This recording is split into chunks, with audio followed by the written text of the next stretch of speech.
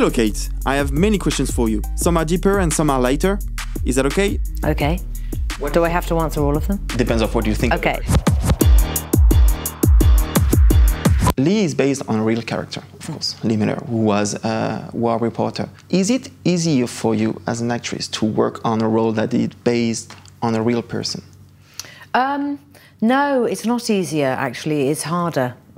Why? It's harder because, especially with someone like Lee Miller, who was such a formidable, important woman in history, there's a real sense of duty that kicks in.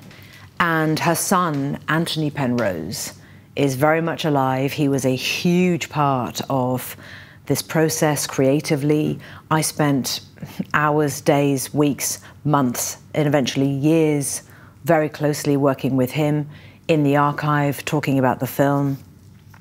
His conversation was really significant for me, and he was very generous and over the years shared more and more of his personal memories, sometimes quite difficult memories of what it was like being raised by Lee Miller as a mother who had terrible PTSD.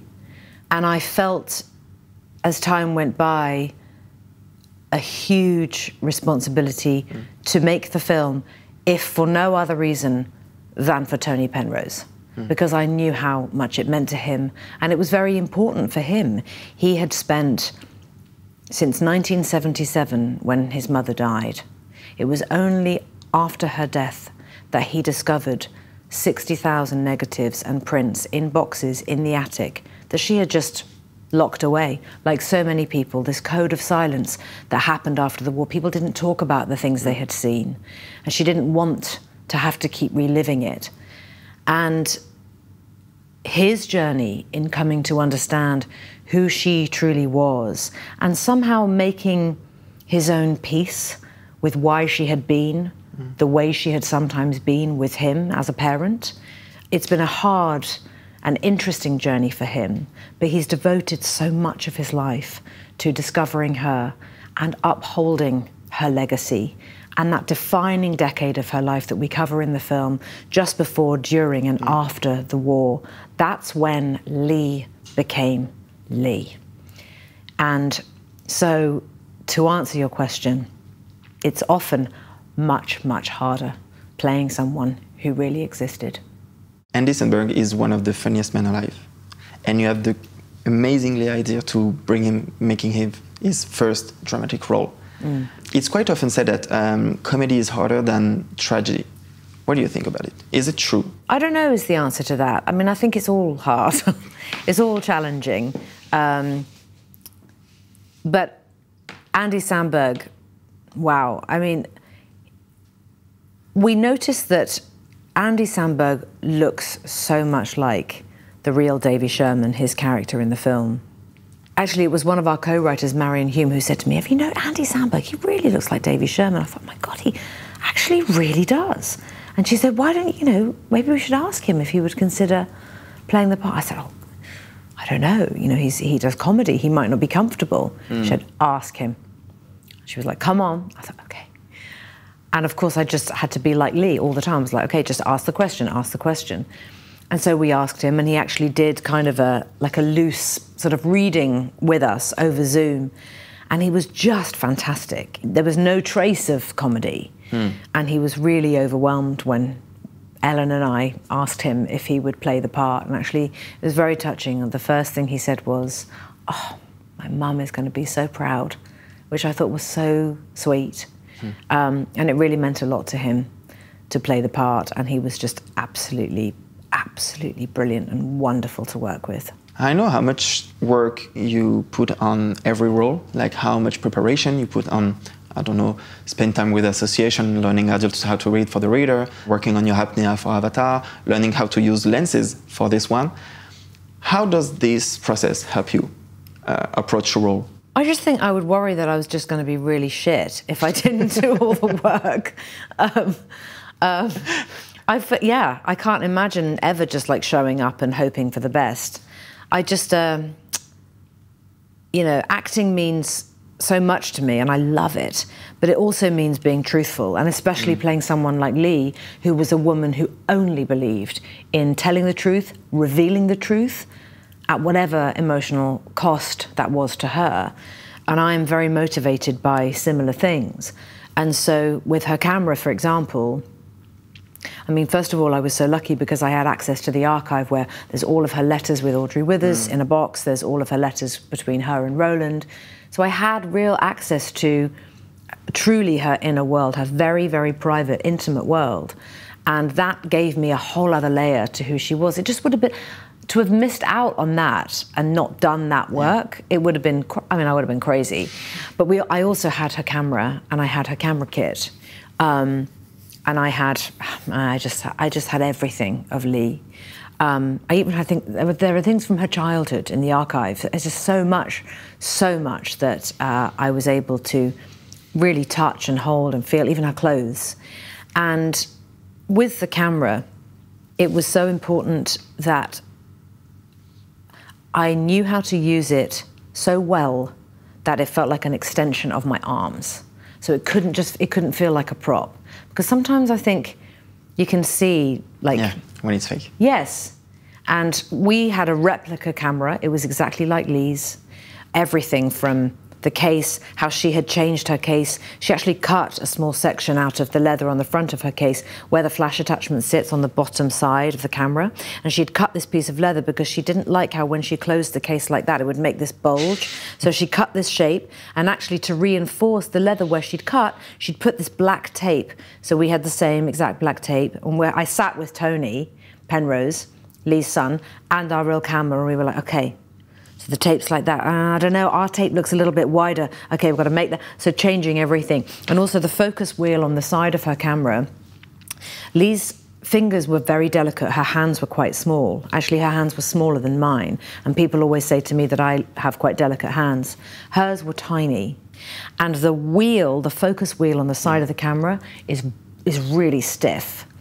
And so to be able to move it efficiently, she had to get as much purchase on the push of the wheel from the back. So she cut a square out of the leather just below her focus wheel so she could fit her thumb really flush against the side and get behind the wheel more. Otherwise her thumb would slip. So obviously we had all of those things, but just learning all of that stuff, and also learning how when she was photographing a person with the Rolleiflex, because the image is you look down at the image, so she could look down and connect with somebody. It meant that she was really able to see who that person was, or what the truth really was. But also, more importantly, she could look around at the next scoop.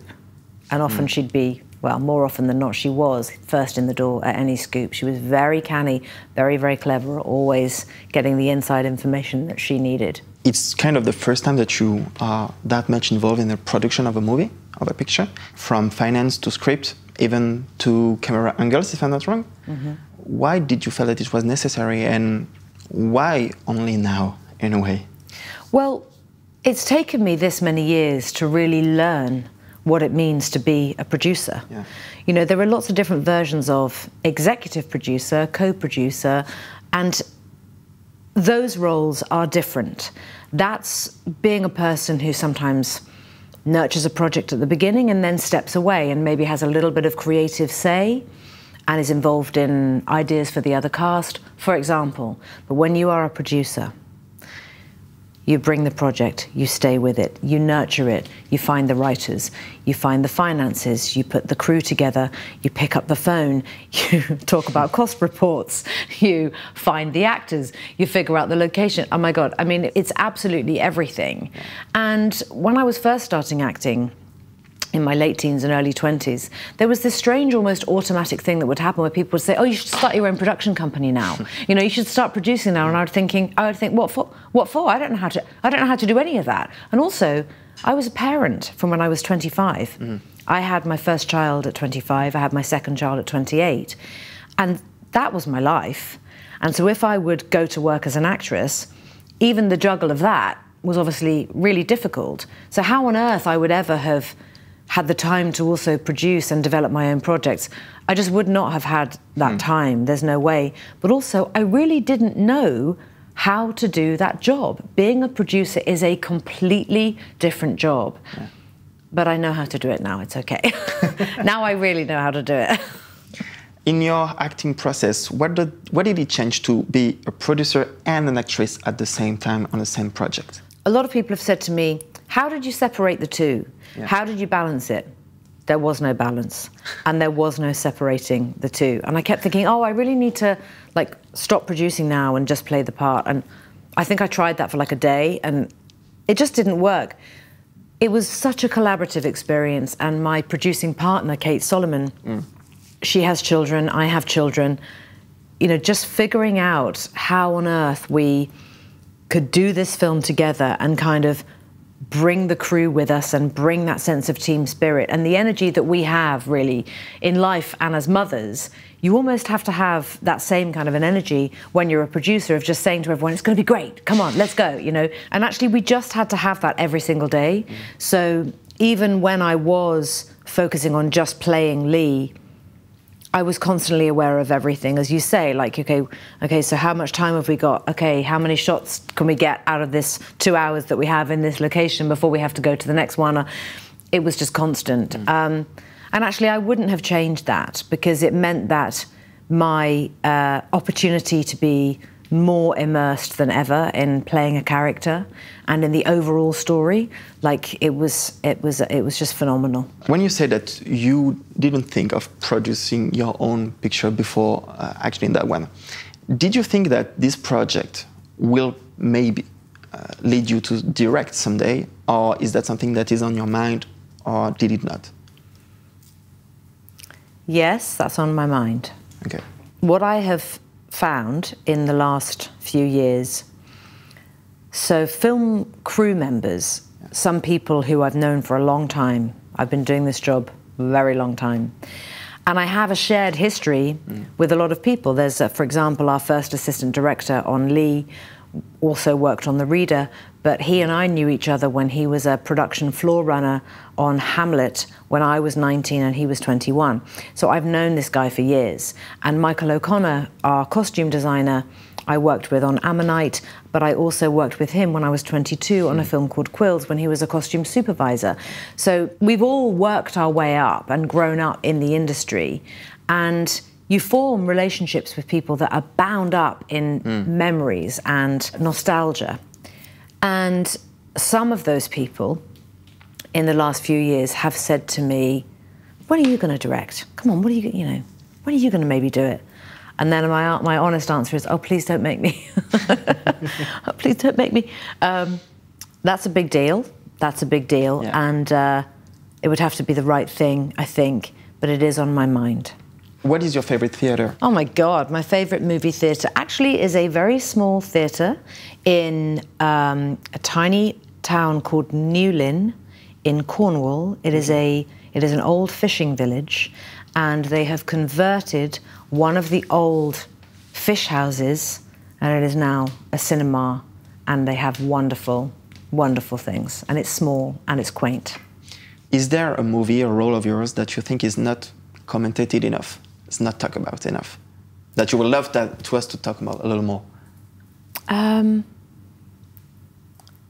You know, I just feel so grateful that I'm still being invited back to the party.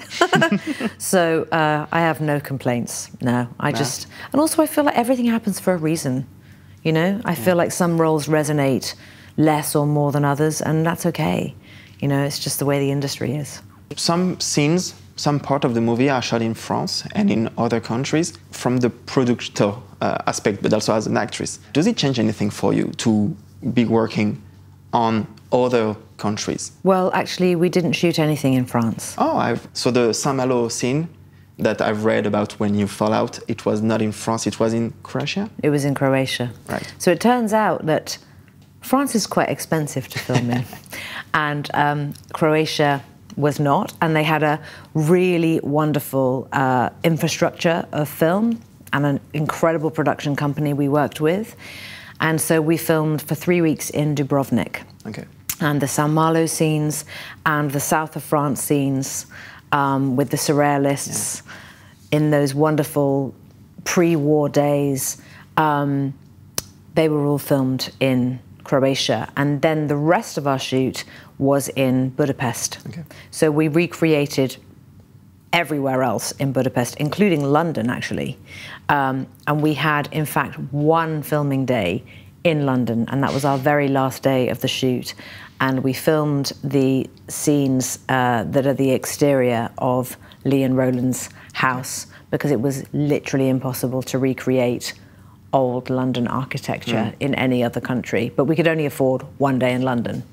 How important is it for you as a producer, as an actress, as an artist, to have long-term relationship, collaboration? Long-term relationships and collaboration are as important to me at work as they are in life. In fact, to me, there is no difference, because work and life sometimes blend, and having relationships with people that predate now, or that predate what that person's career may have become, whether it's an actor or a film crew member, knowing that we all started somewhere and we've all watched from a distance, oh, you know, so-and-so's doing that and that. God, how brilliant. Did you hear that, you know, they've become a production designer now and they used to be the person doing the props? And I'm such a believer in really championing others to progress and move on, and to have the opportunity to do their work to the best of their ability. And with Marion, she presented me with an Oscar. And when I experienced that moment, she was so sincere and genuine with what she said about the film and the performance that I had given. And I was so touched by that. And I felt a real connection to her as an artist. And so when Lee came around, I almost thought, wow, I would ask her and she would say yes, because it's not a huge role, but it's an incredibly important part, Solange. And I couldn't believe it when she said yes. And she came happily and brought such a wonderful sunlight into the filming experience. And actually all of our French actors were just incredible, and they all absolutely loved each other. And actually a lot of them had never even met. So that was really fantastic. And there's always this assumption, like with English actors, oh, you must all know each other, and French actors and American actors, and actually half the time you don't know who anyone is. So they had a very, very joyful time, and it was such a privilege to have all of them with us. I've read a paper, I think it was in Vogue last year, when you talked about the project, and you were mentioning the scene with Andrea Riseborough that you actually shot in London, that we talked earlier, as the most difficult you ever did in your whole career. Filmed in Budapest. Ah! Set in London, filmed in Budapest. Damn. Yeah, okay. That's okay. Why did you feel that it was the most difficult? Is the emotions harder than having, I don't know, physical stuff? Because I know that you have made movies with your own stunts and everything, so emotions is harder to get? Way harder. Way, way, way harder. Especially when you're playing a person who really existed, but also when you are acting or recreating scenes that had really happened. So we know that Lee did go into the Vogue offices. Actually, she was drunk, and she did start going through the filing cabinets and boxes, and she took scissors and she was hacking, violently hacking into her negatives to try and destroy them, because she was so furious and felt so betrayed that her images were printed so small, and only like 2 or 3 of them on half a page in British Vogue. And it wasn't Audrey's fault. It was because Audrey could not get it past the Ministry of Information. But Lee felt utterly betrayed, and she felt as though her work had been worthless. What was the point of witnessing the truth and documenting it if no one was going to see it? And I met a woman, an elderly lady, when I was in my research, and she said to me, oh, she had worked at Vogue. She was a 15-year-old girl, and she was a secretary at British Vogue, and she said, oh, I remember this day. Lee came in, she was drunk, and she picked up my scissors. And she tells me the story. And I said, well, what did you do? She said, well, I couldn't stop her. She was like a mad person. I couldn't stop her. And so she said, I just stood up straight and I put on my big, brave voice and I said, now you look here, Lee Miller. those are my good scissors. Now you jolly well give them back. And she said, Lee just stopped, startled, looked at her, stopped cutting, and handed her her scissors and left. And I thought, okay, we have to put that scene in the film. Because of course, it not only is something real, but it absolutely symbolizes the internal destruction that Lee was feeling of her own emotional self at that point in the story, in the midst of terrible acute PTSD. And so that day of filming, we had that scene, Andrea and I, where we just couldn't even look at each other all day. My God, it was terrible. And then right after that, we also had the scene where Lee and Audrey sit together on the stairs and Lee reveals what had happened to her as a child. And that was particularly hard because we do know that Lee actually never told anybody what had happened to her, which remains so desperately sad to me. But what had happened to her when she was young was something that she learned to live with, but she would not allow it to define her. But we had to include it in our film because it was so crucially important that when sexual violence has happened to any woman, that their story is not ignored. And so we had to include Lee's story whilst she was documenting the stories of others. It was very, very important, but it was extremely hard. If you allow me to have a very candid question, very naive question, why was it necessary for you to have a woman directing this picture, to brought women to help you re-script the scenario that you already have? Well, in coming at this project, I knew that I was trying to redefine who Lee Miller is in the history books, to be the person that she really was, not the former muse of Man Ray, not the cover girl. She was so much more. And so in telling her story, there was just no way that in my heart it would feel morally right to have a male director. And Ellen Kuras is my friend. She's a former cinematographer. We did Eternal Sunshine of the Spotless Mind together back in 2003. And we've been very, very close friends ever since. And also, as women, we have grown up in an industry that was a heavily male-dominated space for the majority of both of our careers. So when we knew each other on Eternal Sunshine, we were two of very, very few women on that set. So we kind of collided together and we're like, ah. And we stayed very close friends ever since. And then when Ellen started directing television about 5 or 6 years ago, I just suddenly thought, my God, this would be incredible to have her and for it to be her first film. And she's a woman in her 60s, so it just goes to show that it doesn't matter whatever age you are. As a woman, it's never too late. You can always do it. It's always your time. And because Ellen's skill visually telling stories throughout her career, it so mirrored for me Lee's journey that it really just made sense. So that's why Ellen. What is the best advice that you have ever received? The best advice that I have ever received is probably never pluck your eyebrows from my mother. Never pluck your eyebrows. And I never did. And I have nice eyebrows. So I guess it was good advice. I like my eyebrows. What would be your favorite movies from the 21st century? As we are getting close to a quarter of century, you know? I love The Holdovers. I really love The Holdovers. Actually, I have to be honest, I'm a huge fan of any Christmas movie. I love Christmas movies, I really do. Anything that gives me that sense of kind of nostalgia, I really kind of love. I've Loved You So Long. I Loved You So Long, or I've Loved You Too Long. I forget the title exactly, a movie with Kristen Scott Thomas, beautiful French film. I was a huge fan of that movie as well. Thank you very much. Thank you. Great, thank you. Colmini!